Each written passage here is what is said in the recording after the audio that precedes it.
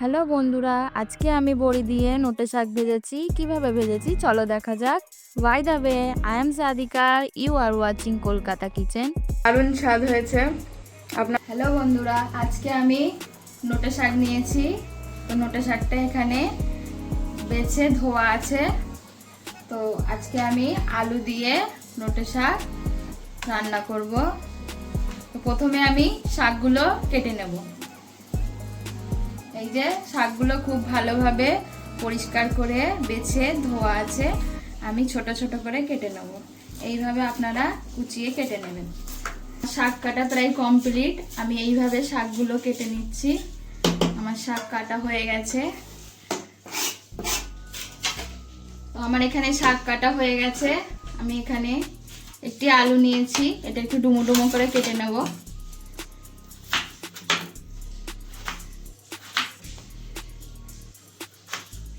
আপনারাও এইভাবে কেটে নেবেন।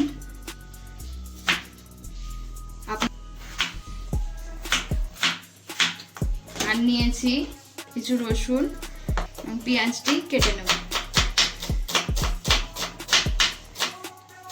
এবং লঙ্কা, দুটি লঙ্কা নিয়েছি, এটা চিড়ে নেব। কাটাকাটি কমপ্লিট। এবার আমি রান্নার দিকে চলে যাব। আমি এই প্যানটিতে ভাজবো। প্রথমে প্যানটি গরম হতে দেব। অল্প করে সরষে তেল দেবো। এই তেলেই আমার রান্নাটি হয়ে যাবে। তেলটা প্রথমে আমি একটু গরম করব।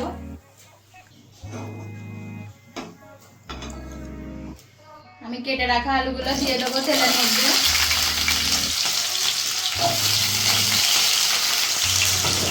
একটু লবণ ছিটিয়ে দেবো আর দেবো হলুদ গুঁড়ো। একটু নেড়ে চেড়ে ভালোভাবে নেড়ে চেড়ে দেবো। এই যে এইভাবে আমি নেড়ে চেড়ে নিয়েছি। এটা আবার ঢাকনা লাগিয়ে লো ফ্লেমে ভাজতে দেব। আমি দেখে নেব আমার আলুটি ভাজা হয়ে গেছে কি। এখানে আমার আলু প্রায় লাল লাল করে ভাজা হয়ে গেছে। এবার আমি এটা তুলে নেব। আমি লো আছে লাল লাল করে ভেজেছি। এবার আমি এটা তুলে নেব। আমার এখানে আলুগুলি তোলা হয়ে গেছে। তো ওই তেলেই আমি দু চারটে বড়ি ভেজে নেব। বন্ধুরা, শাকের সাথে বড়ি দিয়ে ভাজলে খুব খেতে টেস্টি হয়, ভালো লাগে খেতে।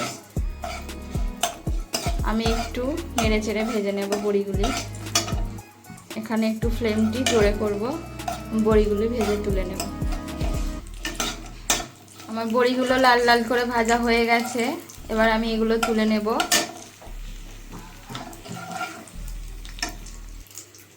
আমার এখানে লাল লাল করে বড়ি ভাজা হয়ে গেছে। প্রথমে আমি আলু ভেজে নিয়েছি, তার ওই তেলেই বড়ি ভেজে নিয়েছি। তো এখন এবার আমি শাকটি ভাজার জন্যে দুটি শুকনো লঙ্কা ফোড়নে দেব। লঙ্কা দুটি একটু ছিঁড়ে দেব, একটু নাড়ব। ওতেই দেব কিছুটা পেঁয়াজ কুচানো, কিছুটা রসুন ও চেরা কাঁচা লঙ্কা।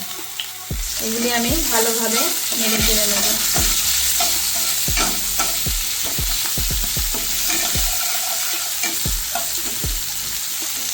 আমি পেঁয়াজগুলির একটু কালার চেঞ্জ হওয়া অবধি ভাজবো।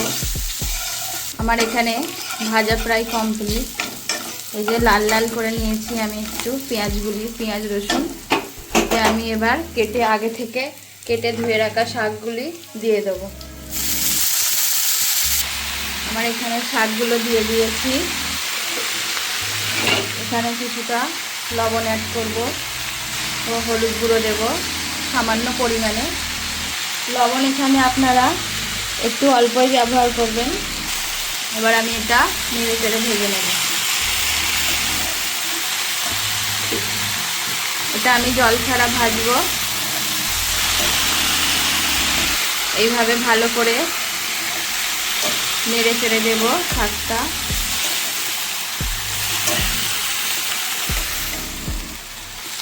তা আমি চাপা দিয়ে সেদ্ধ হতে দেব। আমি লো ফ্লেমে ভাজতে দিয়েছি। শাকটি আমি একবার ঢাকনা খুলে দেখব এবং নেড়ে চেড়ে দেব। আমার শাক থেকে জল বেরোতে শুরু হয়েছে। আমার এই জলেই শাকটি সেদ্ধ হয়ে যাবে। এবার আমি শাকটিকে নেড়ে চেড়ে আরও কিছুক্ষণ হতে দেব। ফিরে এলাম বন্ধুরা, শাকটা একটু খুলে দেখে নেব কত দূর হয়েছে। শাক আমার প্রায় হয়েই এসছে, এই যে জল শুকিয়ে গেছে। এবার ভালো করে নেড়ে চেড়ে আমি আগে থাকতে ভেজে রাখা বড়ি ও আলুটি দিয়ে দেব। ওপর থেকে কিছুটা জিরে ভাজা একসাথে ভালোভাবে মিক্স করে নেব।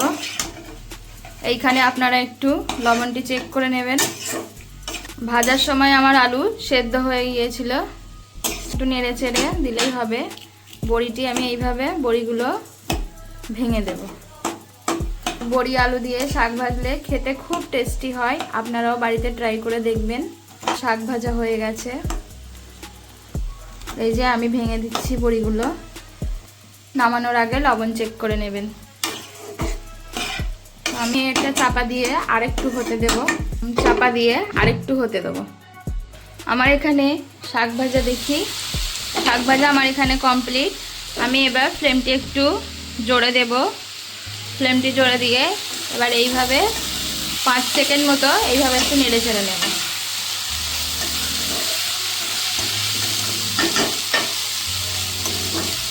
চলুন, আমার এখানে ভাজা হয়ে গেছে, এটা খেয়ে রিভিউ দেবো কেমন হয়েছে। ডিশ আউট করে দেখাবো খেতে কেমন হয়েছে, রিভিউ দিয়ে বলবো। বড়ি আলু দিয়ে শাক আর আমি তুলে নেব। তো চলুন খেয়ে বলি কেমন হয়েছে। শাক নিলাম, আলু, বড়ি। কার কার শাকের সঙ্গে বড়ি দিয়ে খেতে ভালো লাগে কমেন্টে জানাবেন।